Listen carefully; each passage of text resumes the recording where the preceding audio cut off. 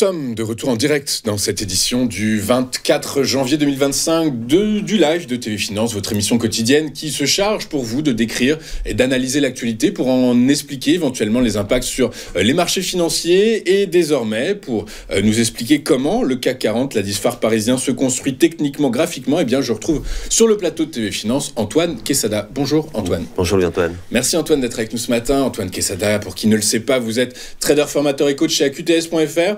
Antoine, le CAC 40 est bien parti pour signer une 9e séance consécutive de hausse aujourd'hui sur fond de propos rassurants de Donald Trump à l'encontre des tarifs douaniers qu'il souhaite mettre en place, puisqu'on a appris dans la nuit qu'il pourrait éventuellement chercher une solution équitable avec le président chinois Xi Jinping. Résultat, ce matin, le CAC, fortement pondéré en valeur du luxe, eh bien, prend près de 0,9%. Je vous le donne dans le mille. Kering, LVMH, L'Oréal le tire vers le haut. Antoine, quand est-ce que ça va s'arrêter ? Eh bien, Louis-Antoine, je n'en sais rien. Je sais en tout cas qu'on est comme à bord d'une fusée, en quelque sorte. C'est-à-dire qu'il y a eu un déclenchement d'une situation donnée. Les moteurs ont été mis à feu et puis maintenant, tout le monde suit. En fait, là aussi, c'est la psychologie pure. Tous ceux qui attendaient sur la, j'allais dire le quai, mais le lancement, là, voit le marché s'envoler. Donc il y a aussi le phénomène du suivisme, le mimétisme. C'est de là que viennent les excès aussi à un moment donné. Bon, on n'en est pas encore là puisque ce marché a tellement traîné en latéral que moi j'ai interprété ça comme une absence de vendeur, puisque tout le monde, c'est un schéma bien entendu, c'est une métaphore, tout le monde était sorti du marché en quelque sorte. Quand on a peur de quelque chose, on ne reste pas en face. Donc là, un déclenchement graphique, technique, bon ça c'est dans ma façon de lire le marché, a montré le démarrage, le décollage de la fusée, donc tout le monde monte à bord. Et à une vitesse effectivement qui dépasse ce que j'imaginais. On est en train d'aller on est en train d'atteindre 100% de Fibonacci, on va le voir tout à l'heure sur le graphique en journalier, mais à une vitesse folle, c'est-à-dire sans interruption. Les jours se suivent, on enchaîne, là on a encore enchaîné un gap, c'est le 3e gap depuis le lancement de la fusée, je dirais. La fusée, elle a été lancée mardi, non, il y a déjà 8 jours en fait, sur franchissement de la ligne de coup de la figure qu'on va voir. Alors rapidement ici, le graphique en hebdomadaire, bon, comme toutes les semaines, le fameux support dont je parle déjà depuis des mois avait bien tenu, et ça, c'est de là qu'a démarré la hausse en fait. On le voit bien sur la grande bougie verte avant-dernière, enfin celle qui est sur la droite de l'écran, qui était un mât, une latéralisation, ensuite une continuation de hausse. C'est ce qu'on appelle un drapeau haussier, c'est-à-dire une poussée acheteuse. Alors cette poussée acheteuse, c'est des gens qui ont des infos ou des convictions, ou en tout cas il y a eu des acheteurs à un moment donné qui ont allumé la mèche en quelque sorte, et tout le reste n'a été que la suite logique, un enchaînement de phénomènes. Et donc vous voyez la sortie par le haut de cette grande oblique baissière qui coiffe les cours déjà depuis des mois. Le graphique, je n'ai pas besoin de le toucher, il parle de lui-même. Et donc la suite logique, c'est ce qui est en train de se produire. Donc voilà, sortie par le haut, même la bande de Bollinger ici qui était horizontale, dont je disais la semaine dernière qu'on allait avoir des prises de bénéfices sur la partie haute, les prises de bénéfices ont été quasiment insignifiantes. C'est-à-dire que très peu de retracement, c'est-à-dire que tout le monde a envie d'acheter. Donc, dès que ça perd 20-30 points, le marché repart avec force. Donc, bref, tendance haussière, maintenant, plus personne n'en doute, on est d'accord. Donc, on va passer au graphique en journalier. Voilà, donc la fameuse figure tasse à séquence, qui n'est autre qu'un double creux, dont la ligne de coup passée sur les 7511 points. Cette ligne horizontale-là, qui est tracée déjà, elle aussi, depuis des semaines, puisqu'en fait, c'est ça.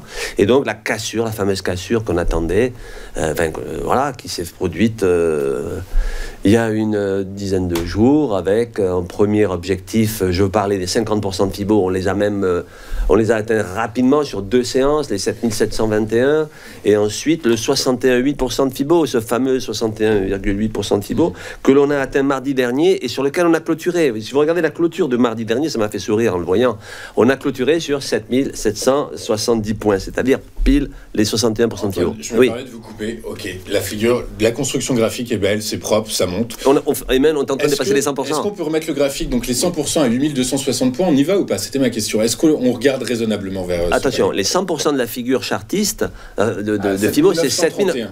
On est au-dessus déjà, on est à 7958. Oui. On est en train de la dépasser. Alors normalement, normalement. Sur cette zone-là, il devrait y avoir des prises de bénéfices, normalement. Mais bon, quand la fusée est partie, moi je suis pas devin. Mais alors, donc là, je me suis amusé à rajouter l'extension de Fibo, parce que quand on arrive à 100%, amusez-vous. Puisqu'on est parti vers la Lune, ou vers Mars, hein, plutôt Mars dans les jours qui viennent, enfin dans les années qui viennent, la prochaine station orbitale, elle est à 8190 points, c'est-à-dire 161,8% de Fibo. Alors évidemment... C'est toujours pas le plus absolu. Alors, c'est toujours pas le plus absolu. Oui, effectivement, le plus historique, c'est les 8259 points qu'on a touchés en mai de l'année dernière, 2024. Et qui maintenant semble quelque chose de parfaitement réaliste. D'atteignable. Ça paraissait complètement utopique il y a à peine quelques semaines, puisqu'on voyait plutôt du 6008, voire même en dessous. Hein, rappelez-vous, c'est pas si vieux. Et là, on est en train de parler des plus hauts historiques, et on est à une encablure de ces plus hauts historiques. Donc, pour en revenir à aujourd'hui, voilà, on est à 7966, donc tout près des 8000 points. Donc on franchit en tout cas sur un gap les 7931, les 100% Fibo. Bon, je vous dis, raisonnablement, il se pourrait qu'il y ait des prises de bénéfices ici. Sinon, pour le reste, que dire d'autre? Tout le monde veut croquer, quoi. Ça, c'est la partie humaine, la partie mimétisme. Le fameux FOMO, la peur de rater, fear of missing out, la peur de rester en dehors du marché. Absolument, on voit le train partir, on dit mais moi je vais être dedans. Il y a 2 semaines. Qu'est-ce que vous nous expliquez, Antoine? Potentiellement, on est dans une sorte d'euphorie actuellement, donc attention quand même en réalité. Alors oui, c'est une forme d'euphorie qui pour le moment ne provoque pas un excès, parce qu'effectivement l'euphorie peut entraîner l'excès. Et c'est l'excès qui ensuite provoque des retournements potentiels. Mais à ce moment-là, j'aurai des éléments graphiques qui me diront que cet excès se matérialise. Donc il y aura une divergence baissière, il y aura une étoile du soir, enfin, une étoile filante, enfin, ce genre de choses. Poétique, tout ce que vous adorez. Et on aura l'occasion d'en reparler par la suite. Mais pour le moment, aucun signe, en tout cas, de frein de cette hausse. Donc, écoutez, en route vers la Lune, quoi. En route, Flying to the Moon, ce sera le titre de votre rubrique, Antoine. Merci beaucoup, Antoine, d'être avec nous tous les vendredis, de nous expliquer comment, avec un peu d'avance, comment est-ce que le CAC 40 pourrait justement évoluer. Et c'est vrai, je dois le rappeler à nos téléspectateurs, que ça fait longtemps que vous nous parliez de cette divergence haussière que vous aviez identifiée il y a plusieurs semaines maintenant et qui se réalise maintenant. J'espère que ceux qui nous suivent ont écouté vos conseils et s'en mettent plein les poches. On marque une courte page de publicité et dans un instant, on retrouve la rubrique de David Turcage. David qui est président de IWF Capital, qui va nous expliquer quels sont les principaux actifs mondiaux qui font bouger les marchés et comment les trader. À tout de suite sur Téléfinance.